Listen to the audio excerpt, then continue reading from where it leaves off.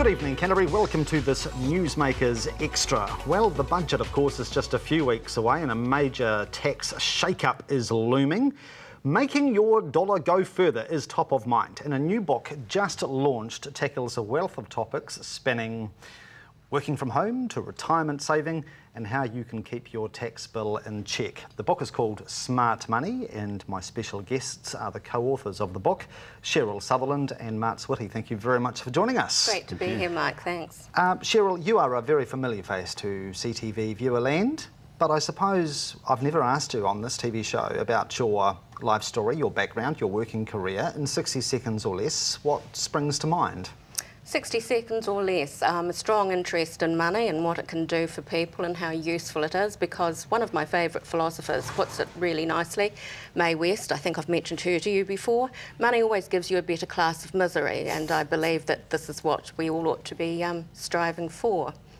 My interest was aroused basically about women and money when I wrote a thesis many years ago. I'm not going to tell you how many years ago because, as you can see, I only look 21. Victoria was on the throne, I think. Something like that, yes, something like that.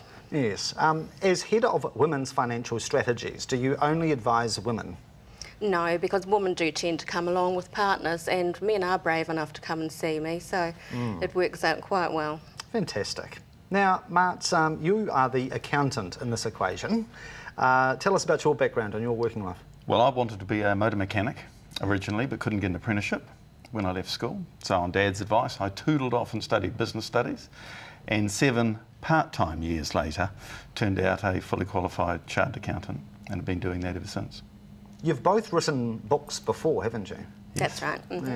Yeah. The latest production, Smart Money, who's it geared at? It's geared pretty much at anyone who's got any money at all, and by that I mean maybe just a KiwiSaver, a few dollars in the bank, maybe they're running a business and they don't have any money, because this is what's happening in businesses quite a lot at this point. People who are about to retire, people who have high investments, and no, they're not something you get from a bakery. Right. They're called portfolio investment entities, and banks have them. They're very readily available. So pretty much everybody, really, everybody with a dollar. How financially literate does one need to be to absorb smart money? Well, we've gone to great lengths.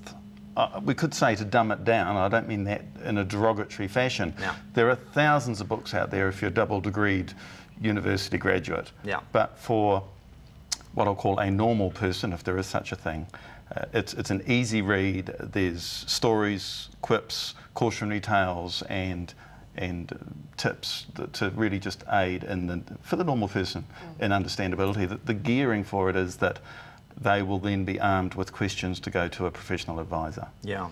The other thing we've done when we wrote it so that you could actually dip in and look at one chapter at a time. So if you want to learn about trusts, for example, or you want to learn about business succession planning, you can look at that particular chapter, and we've cross-referenced it back to other chapters which may be pertinent to whatever subject you're reading about. Sure. How pronounced do you think the lack of awareness at the array of tax deductions available is in this country? Well, I see it in my day-to-day job, and it's alarmingly high. I mean, people are just not claiming what they're entitled to claim. And everyone says, oh, I'm paying too much tax, and they try and come up with all sorts of schemes and measures to pay less tax, when actually the law provides them with so many things they're just not even tapping into. And, you know, ignorance is bliss is not relevant in tax. And so the idea of this is they'll be able to go to their advisor and say, look, I've read in this book that I might be able to claim XYZ, and then the advisor will say yes or no depending on the circumstances. Just because it's in the book doesn't mean they can claim it. Right, yeah. In terms of creative compliance, let me ask you about the notion of paying your fair share of tax. What is fair when it comes to the payment of tax? Sheryl, how do you reconcile it? Well, Louis XIV had a tax minister called Flaubert. Louis XIV was a pretty prolific spender, as no doubt you're aware. Flaubert said the art of taxation is plucking the goose, but so that the goose doesn't squeal, which is pretty much what governments have done for decades and centuries, and are still continuing to do. Yep, we have to pay taxes, we have to pay for the sorts of services that we all enjoy, and I think that's quite appropriate. But there are laws and structures set up that we can work within to make sure that we pay our fair share and not more. So I think it's important that we need to pay enough for our contribution to be just and equitable to us as well as to the state. And I'm sure there's plenty you can add to that too, Martz. Well, I'm fairly black and white about this, and pay the amount you're legally obliged to pay and not $1 more. Yeah, cool. What about if Jimmy Cricket is saying to you, oh, maybe I should be paying a bit more? I'm feeling a bit frugal, a bit tight. If someone came along and said that to me, that's absolutely fine, let them. Okay. But they won't be my client. By the way, just a brass tax definition guide to 3 very key words here: evasion, avoidance, minimisation. Obviously, evasion is criminal. What is tax evasion? It's easiest by example, a cash job. Right. You know, the homey job, yep. where they just pay cash and they put it in their pocket. That's blatant evasion. Avoidance? Avoidance is structuring your affairs with the intention of not paying tax. That's also technically, potentially evasion. There's a very grey line between the two. Yeah. It's not black and white at all, and the two really are synonymous. It's just that back in the old days, back when you were doing your thesis, Thanks, Martz. the term avoidance was considered acceptable. Right. It is not. Okay. Is it true that as much as avoidance is technically illegal, it is not criminal? It depends on... Case by case? It's a case by case. How would you define tax minimisation? Paying what you're legally obliged to pay and not $1 more. Right. Just one example, which seems to be very, very prevalent at the moment. Trade Me, and the number of New Zealanders who have essentially employed themselves in the capacity of buying and selling goods for profit on Trade Me day in, day out. IRD seem to be taking more and more interest in this dynamic around New Zealand. If they aren't paying tax item by item, what is that? Practice. Evasion. If they've bought...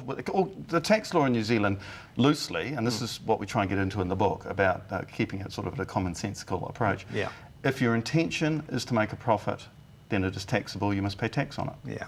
Do you think Trade Me would be home to arguably the biggest black market in New Zealand now? I think prostitution is probably the biggest black market in New Zealand at this point. Even though it's essentially been legalised and taxation is expected. But again, this is just a generalisation. I don't really know any more than anybody else does. But Martz, you might know more than me. Oh, cast aspersions on my character. I just happen to have had a few massage parlours as clients prior to decriminalisation. Right. And that was definitely illegal. There is still an element of, well, it's the cash job. Yeah.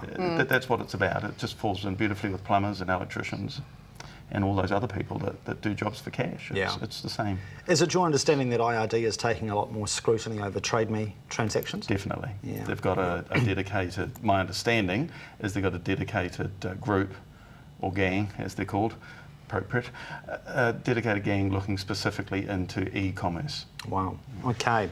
In a moment we'll give you some tips on tax minimisation, and also we'll be looking at a few investment issues as well. Back very shortly. Do stay with us.